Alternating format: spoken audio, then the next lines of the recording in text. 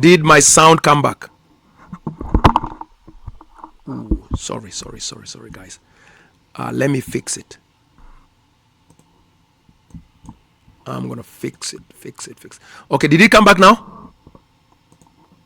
I am so sorry about the no sound. How long have I been going on with no sound? Oh my God. Is it back now? Oh Jesus.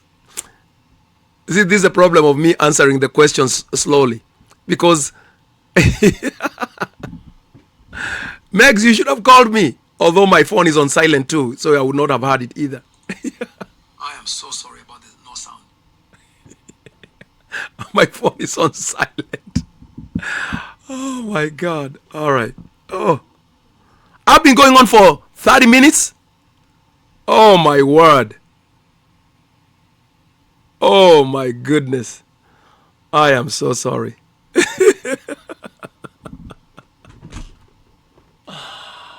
Oh my goodness.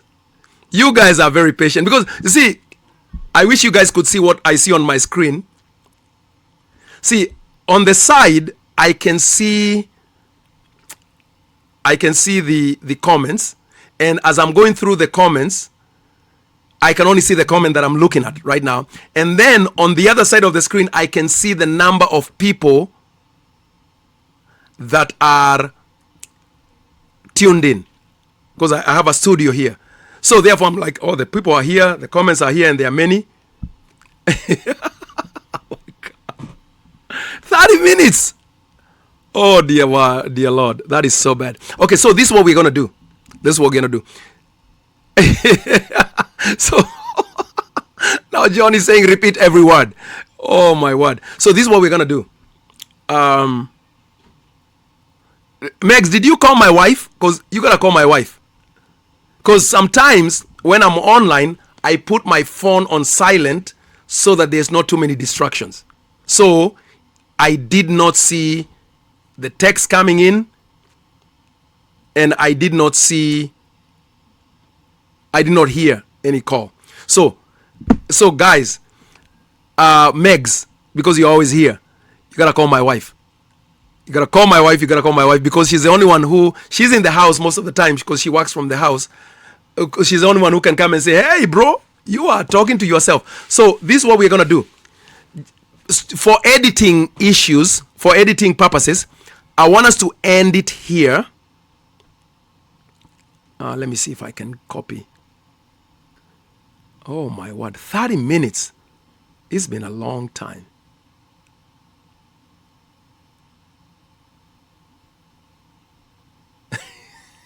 Oh my God.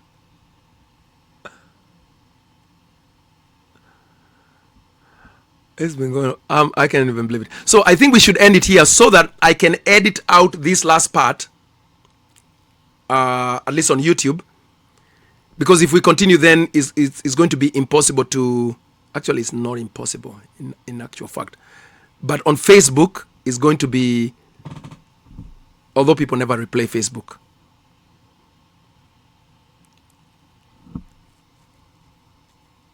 I don't know what to do now. I'm conflicted what to do. Father's Joy, let me Father's Joy, do this. Yeah, the comments are very hilarious. Now that I'm looking at the comments, they are very hilarious. The ones that are afterwards. Father's Joy, this is what we're gonna do. Because obviously I don't want to put my wife's phone number out there. Mine, I don't usually mind putting there. But because it's her business phone. So I'm going to send you her phone number on the email that you and I exchange all the time. Anybody else that needs my wife's phone number, you can always DM me, inbox me, and I will send it.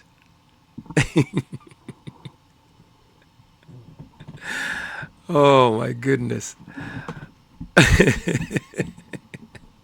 It's funny. So let's do this. Because I can always edit the silent part. I can cut it out, and I can do that later. And since we are here, and since some questions were asked, let me go back and give the quick answers, right? So we don't leave anything unsaid. Is that fair enough? So I'm gonna go back to where I'm going to, and this time I've put my my sound on. All right, texted him, no sound, no sound, no sound, no sound. I bet it's good teaching. Oh my goodness. Meg's overcomer was binding the devil, so it was hilarious. Bones was saying, I hope he checks his comments soon. Oh no, I don't check comments soon. I was checking comments, but I was going. The last thing he said was about God's immortality. Oh my Jesus. That's a long time ago. Oh my God. Oh. All right. I do apologize. I see where it went off. 6:35. 6:35, the sound went off. The last thing that I say that was heard was at 6:34 by Bones. Yes. The last Adam. Yes. And then it went off. All right. So, my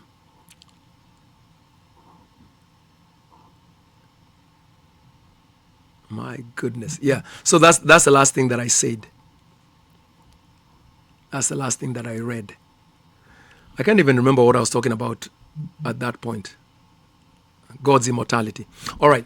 So let me say what I said about God's immortality. I said, since somebody said that the last thing I said was about God's immortality, I said that God had immortality before there was a physical world. And the promise of the gospel is immortality. Therefore, it must be of the same nature as the immortality that God had before there was a physical world. Therefore, it cannot be a physical immortality. It must be a spiritual immortality. Same thing with eternality, same thing with infinity, and so on and so forth, right? Then after that, I think I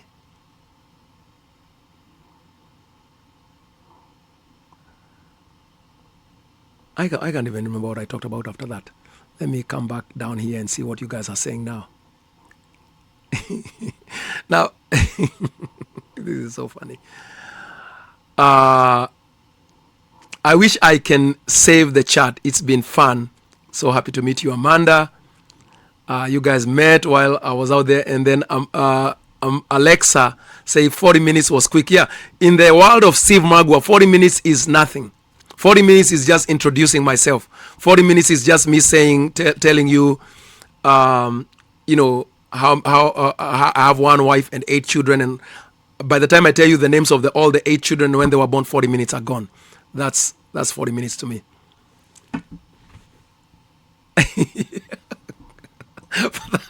Father Joy says, it's so good you are lively when you talk. We could feel the message even if we could not hear it. Right. So now, earlier on, Alexa had asked about my testimony. How about I give my testimony now? So I'm gonna edit out the silent part, the 30 minutes, the 40 minutes. Okay. Artemis is landing. Well, only if you are a glober. Not everybody is a glober, Teresa. The flat earthers don't believe Artemis went anywhere. They don't believe you can leave the firmament. Personally, I believe it went, but you know, that's neither here nor there. Now, how did I come to believe that Jesus already came back? In 2019,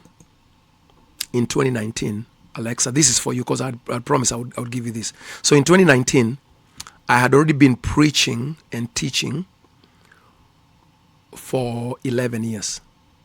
So I had received Christ in 2007.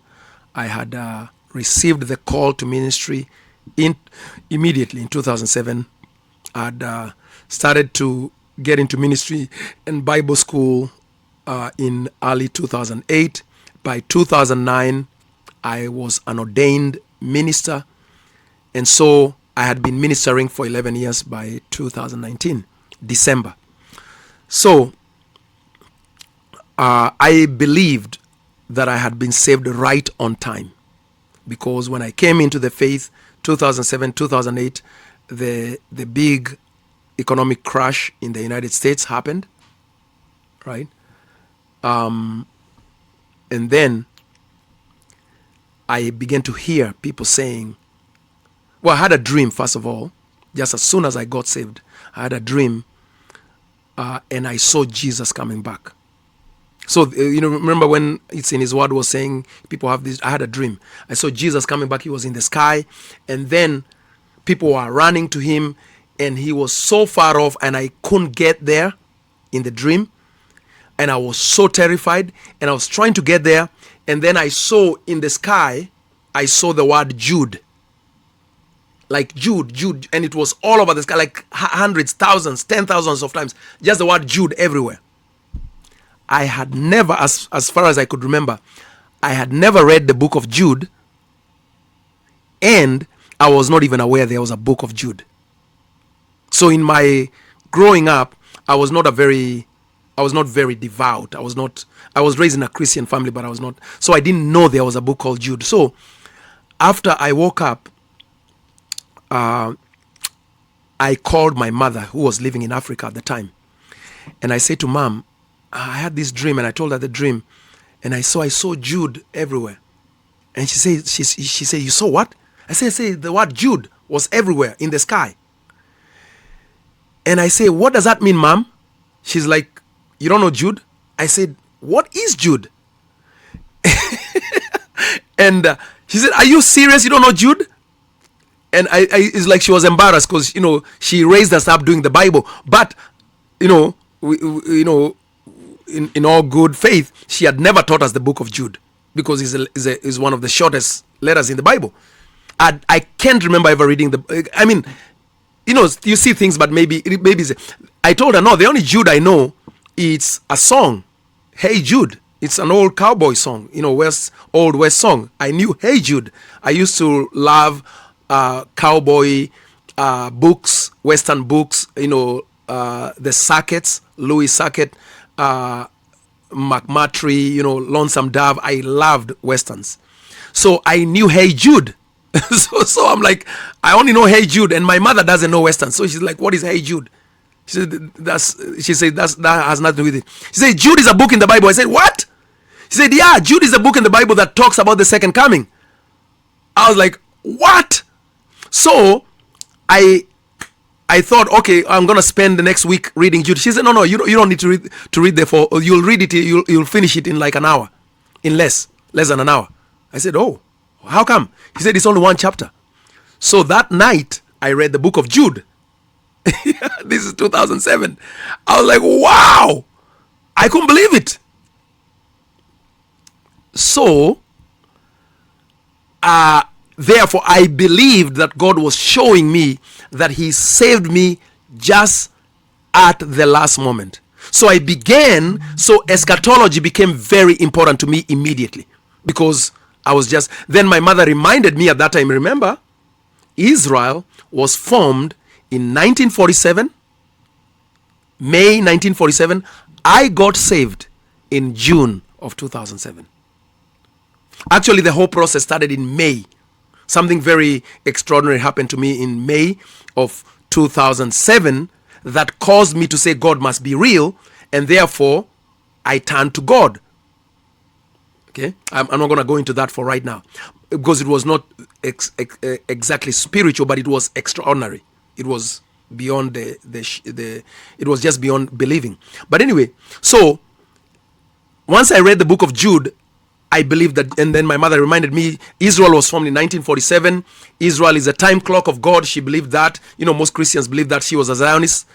And then she said, and it became a nation in the United Nations in 1948. So many preachers are saying that when Israel turns 70, Jesus will come back. So I began to search for those teachings, and I found them. So you can imagine, in 2007, I get saved. I believe in Jesus. And so, Jesus is going to come back within the next 10 years. So, the Great Tribulation was going to start within 3 years, because the last 7 years are the Great Tribulation. At that point, everybody that I had, the Creflo Dollars, the Benny Hinn's, John MacArthur, all of them were saying that the tribulation, the rapture comes before the tribulation.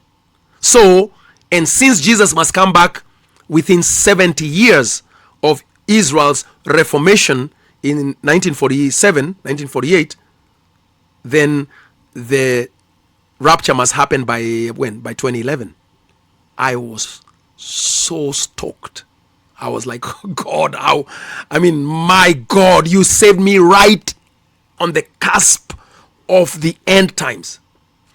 So I began to follow all these people that were saying all this stuff. John Hagee, I read his books. I was watching Prophet Award. I mean, I was following all sorts of people, and they were saying, this is it. This is it. The blood moons.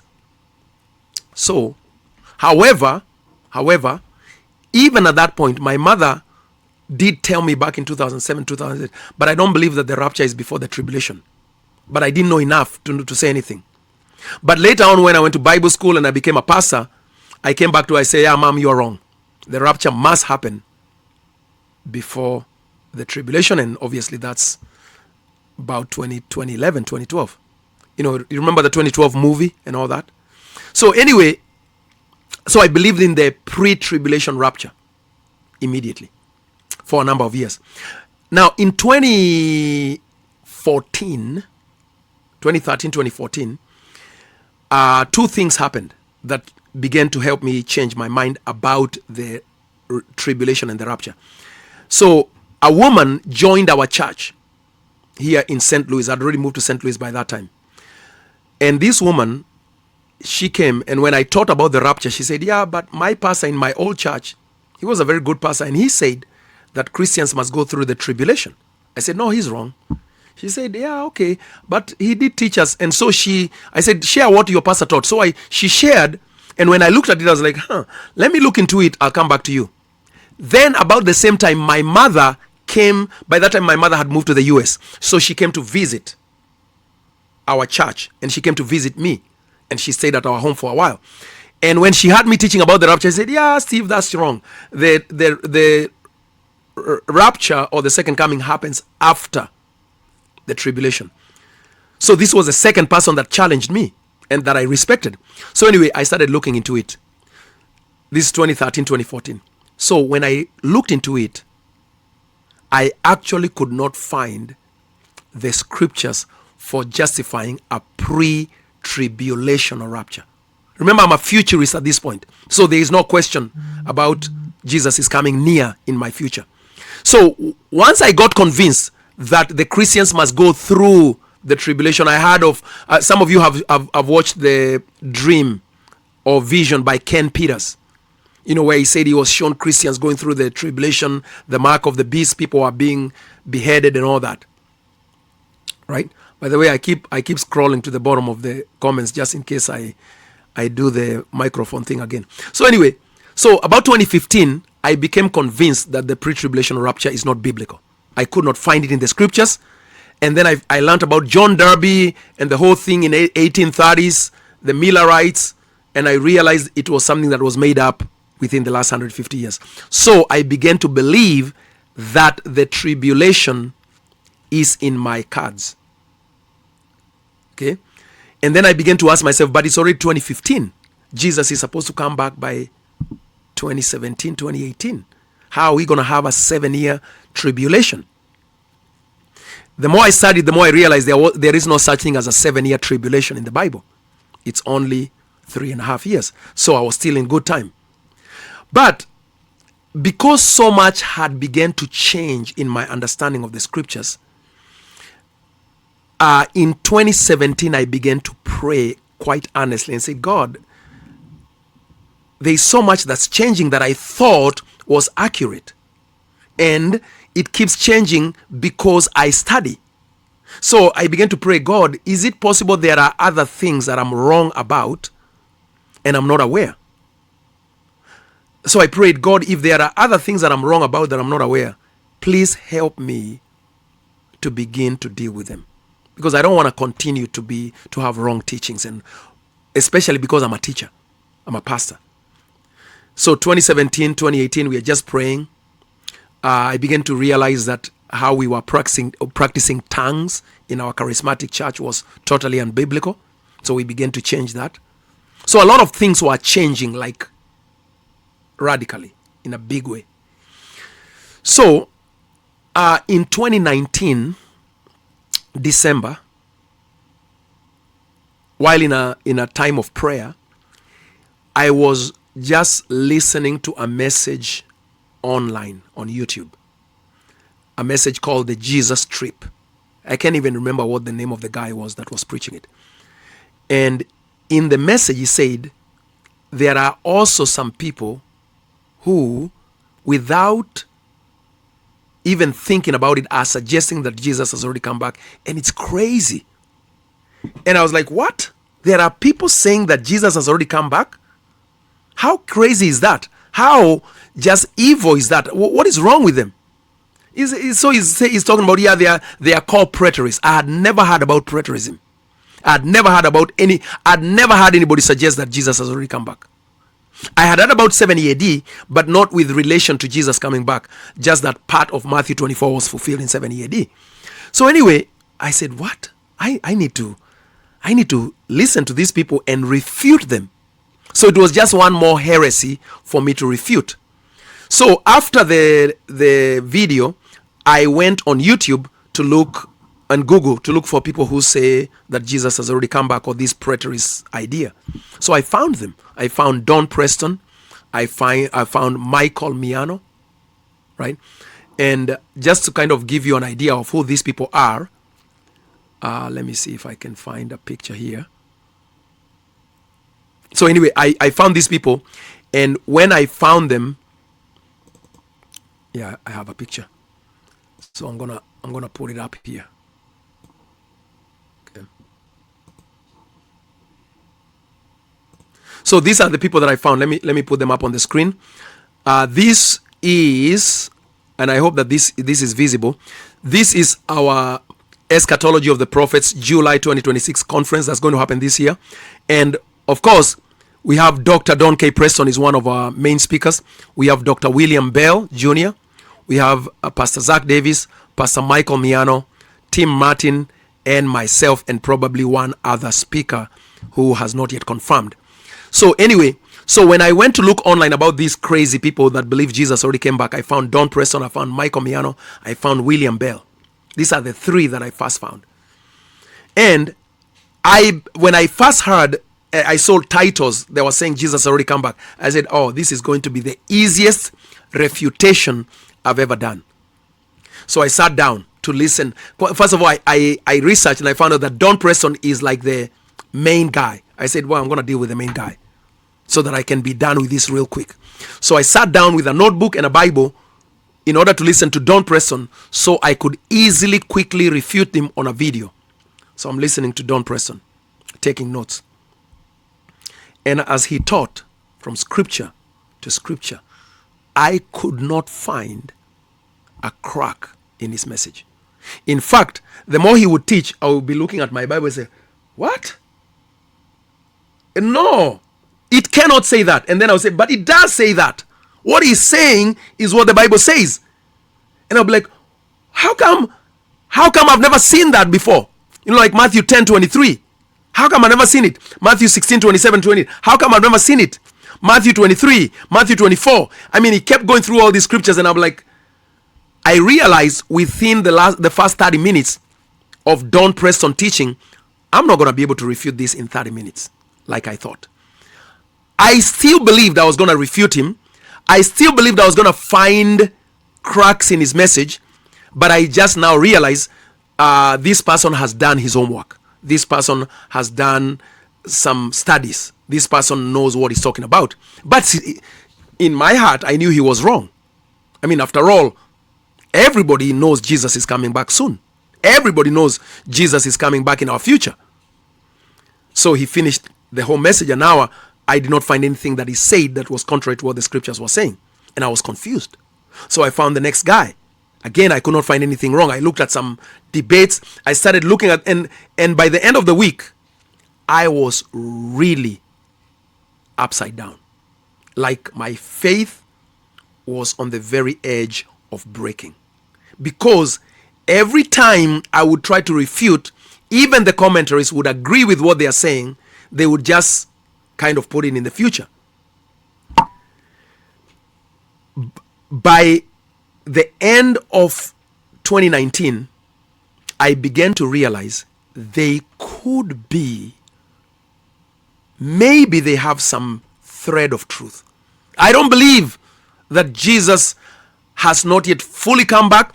I can now see, I begin to admit, I can now see some things were fulfilled in the past. And then, in the midst of all that, I found Hank Hanegraaff and Gary DeMar, partial preterists. And boy, did I love them. I loved the partial preterists, because the partial preterists were saying many of the things in Matthew 24 and many of the things in Revelation were fulfilled, but not the future bodily second coming of Christ, but not the future bodily resurrection of all people. So I loved the partial preterists, because the partial preterists were saying, yeah, the full preterists have some truth in them. They're just not completely accurate. So I became a partial preterist in January of 2020. And I said, this is where I'm going to park my vehicle. I'm going to become a partial preterist. Jesus' coming must be in my future. The resurrection must be in my future, and so on and so forth. But the more I studied and the more I listened to different, even preterist teachers, the more I realized, no, either Jesus fulfilled all the things that he said he was going to fulfill in Matthew 24, or he did not fulfill any of them. It cannot be partial. So by probably about March of 2020, I became convinced that Jesus had come back. The message that did it for me was a message by Don Preston, in which he was preaching in Kansas about Daniel 12. And in fact, my final message at the 2026 conference will be on Daniel 12, because that message really changed everything for me. Because Daniel 12, in summary, shows that the resurrection, the great tribulation, and the great salvation of Israel all take place at the same time, at the time of the end of the animal sacrifices in Daniel 12:11. And when Don Preston pressed on it and exegeted the passage and showed what the passage was saying, I could not resist anymore. I had to submit to the scriptures. So that's how I became a full preterist. But even then, there were things that I was not willing to give up yet. Number one, I was not willing to give up my view of Satan. My view of Satan was that Satan is an angel, a supernatural being who is only second in power to God. He is eternal. He has always been there. That's what I believed about Satan. And therefore, even though I now began to see that everything was fulfilled in 70 AD, I still could not figure out how Satan was crushed, how Satan was thrown in the lake of fire in 70 AD. And so, that's one thing that I was not willing to give up yet. The other thing that I was not willing to give up yet was the rapture. So, even once I became a full preterist, I could not give up the rapture. Because flying in the sky physically, I believed it with all my heart. So, I looked for preterists who are full preterists who say there was a rapture, and I found some. I found Ed Stevens, and I found Robert Cruikshank. And once I realized that there are full preterists who believed that in 70 AD there was an actual physical rapture, I was hooked, because I did not have to change my belief about that. I just needed to bring my futuristic rapture belief into 70 AD. So that was an easy step into what is called the individual body view. and the disappearance view. In fact, the reason why I believed, I had I forget his name, but anyway, there was a partial preterist who said the only full preterists who are reasonable to believe in is Ed Stevens, because at least they believe in a bodily disappearance in 70 AD. So from about maybe May, April of 2020, I began to believe in the individual body view rapture in preterism. And it was not until after 2023 when we had a conference in St. Louis and we had some people come over. Tim Martin, I met Tim Martin, and in 2023 after the conference he sat down with me and he began to help me with his long wealth of knowledge and wisdom to understand the covenantal aspect of the Bible. And once I understood the covenantal aspect of the Bible, I could see that God never promised Old Covenant Israel that he was going to physically rapture them out of the world. Because one of the things that I had missed, and that many people miss, everything that you see in the New Testament eschatology, it finds its source in the Old Testament. Everything, the rapture, the second coming, the judgment, the resurrection, there is nothing new in the New Testament. So if you find that you are teaching or believing something that cannot be taught solidly from the Old Testament, something is wrong with your doctrine. Because remember that the New Testament apostles, when they were teaching, they were not using Revelation. They were not using 1 Corinthians or 1 Thessalonians. They were not using Matthew. They only had Genesis to Malachi. And so everything they taught was according to the scriptures, which was in reference to the Old Testament scriptures. Everything. Once I got that key, I went back and re-examined everything that I believed against the Old Testament. I went back and asked myself, does God promise the prophets that he was going to, when he came back, that he was going to take people out of the physical world? I could not find it anywhere in the Old Testament, not once. In fact, what God promised was that when he came back, for instance in Isaiah 66, or in Ezekiel 37 from verse 15, or in Isaiah 54, many passages, always God came and dwelt with all of his people in the land. All of them. He did not take them out of the world to another place. He came and dwelt with them in the land. And so I began to ask myself, then where are we getting this idea that when Jesus came back, he took away all the living people? It does not fit with the promises, because God was coming to dwell with the living people. He was not coming to take them away from the world. The kingdom was coming to the earth. The kingdom was not being taken out of the earth. So Daniel 2, Daniel 7 all says the time came when the saints of God received the kingdom and they dwelt with God. They keep repeating this. So therefore, in after the conference here in St. Louis in 2023, I abandoned my futuristically based rapture view once and for all. And now I committed myself to a covenantal view of the Bible. So I know that's a long but short testimony for Alexa. I hope that answers your earlier question.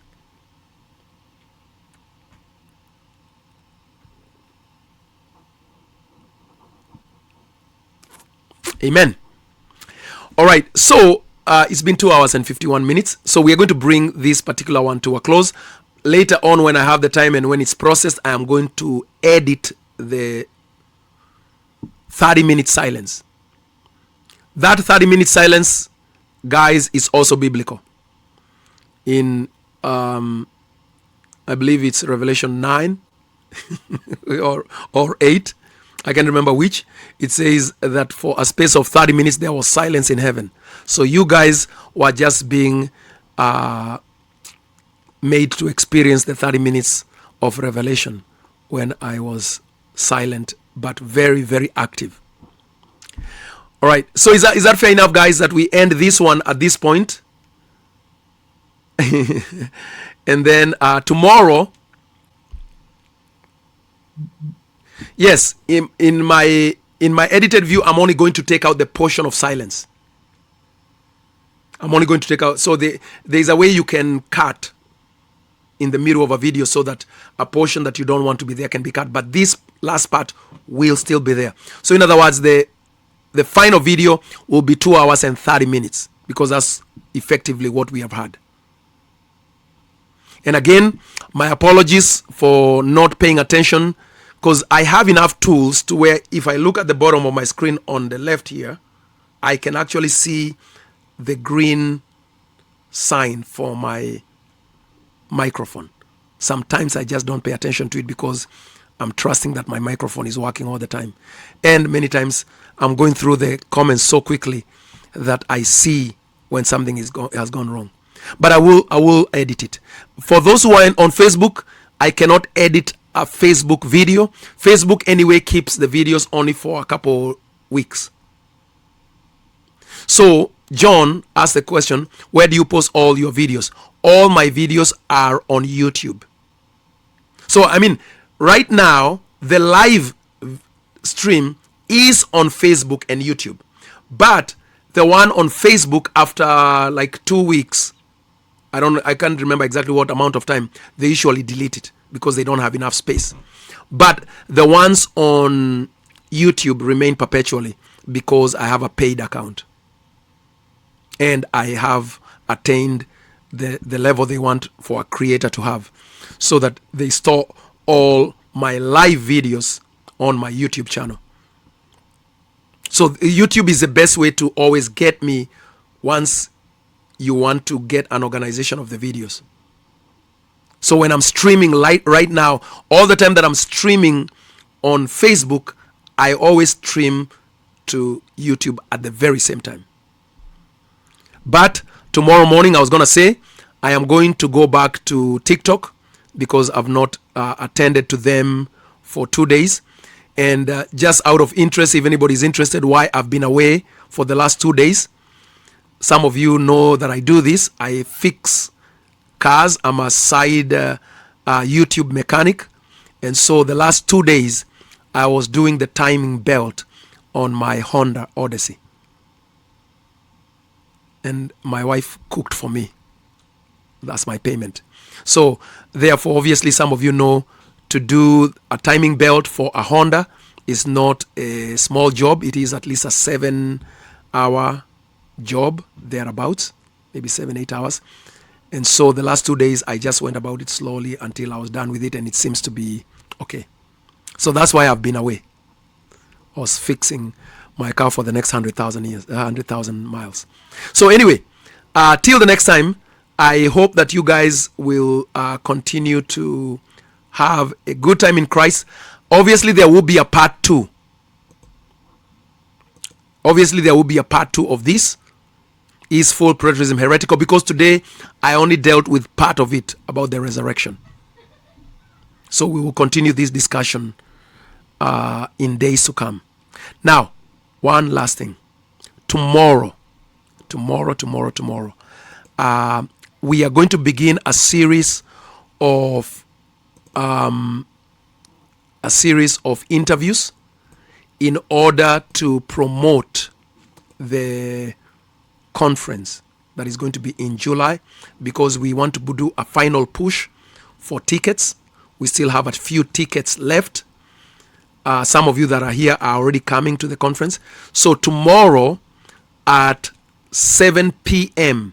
Central Standard Time. So right about now, right? So right now it's 7:37. So 7 p.m. Central Standard Time, I'm going to have an interview with Tim Martin. So this is the photo of the interview we're going to have tomorrow.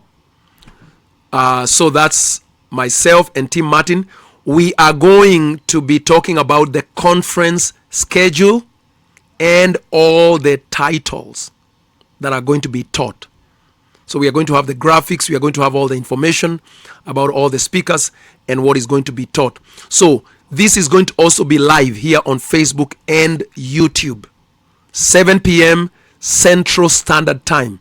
So 7 p.m. Central Standard Time, that would be 8 p.m. Eastern, and I believe Pacific will be what, maybe 5 p.m. Pacific.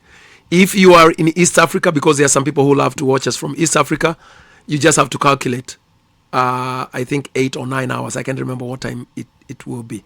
I mean, I can look it up very quickly just for the sake. Time in Nairobi. So it will be at 3 a.m. in the morning for those in Nairobi, if you want to watch it. So, but it will be recorded. It will be live tomorrow evening for American time, but it will still be on the YouTube and on the Facebook the next day and the next day and the next day and so on and so forth. So, till the next time, God bless you all. Have a good time. Thank you for being patient with me. God bless you so much. In a world of confusion, where timelines collide and prophecy is often misunderstood, a gateway is opening. A gathering unlike any other, where the voices of the prophets echo once again. From July 8th to 11th, 2026, leaders, teachers, and seekers will converge at the Todd Hall Retreat Center for a journey through the eschatology of the prophets. This is the Gateway to Fulfillment, featuring voices you know and trust. Join Steve Magua, Tim Martin, Michael Miano, Zach Davis, Dr. Don K. Preston, and William Bell Jr., with more to be announced. For 4 unforgettable days, you'll explore the prophetic scriptures, uncover the fullness of God's redemptive plan, and gain a deeper understanding of our fulfilled hope. Seats are limited, so secure your spot now. Register today at the link in the description. Don't just watch prophecy. Step into fulfillment. If you're passionate about biblical truth, like this video and subscribe for more powerful content and conference updates. We'll see you there.